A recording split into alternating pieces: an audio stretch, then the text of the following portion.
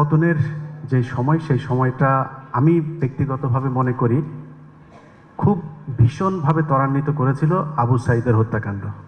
এই মৃত্যুর ঘটনাটি বাংলাদেশের মানুষ, আমরা গত 15 বছর ধরে শুনেছি যে সাধারণ মানুষ রাস্তায় নেমে আসেন। এই ঘটনার পরে সাধারণ মানুষ, আমরা ইংলিশ মিডিয়ামের যেসব স্টুডেন্ট যারা আদরের দুলাল যাদেরকে আমরা বলি, যাদের বাবা মারা সন্তানদের তাদের কাছে অত্যন্ত কি বলবো যে তাদের নিজের জীবন দিয়ে আগলে রাখেন, সেই মা বাবারা আমরা দেখেছি যে তারা তাদের সন্তানদেরকে রাস্তায় নামিয়ে দিয়েছেন।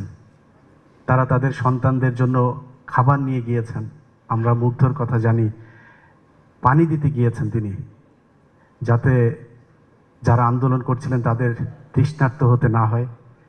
আমরা দেখেছি বিভিন্ন যারা রাস্তাঘাটে বাদাম বিক্রি করে,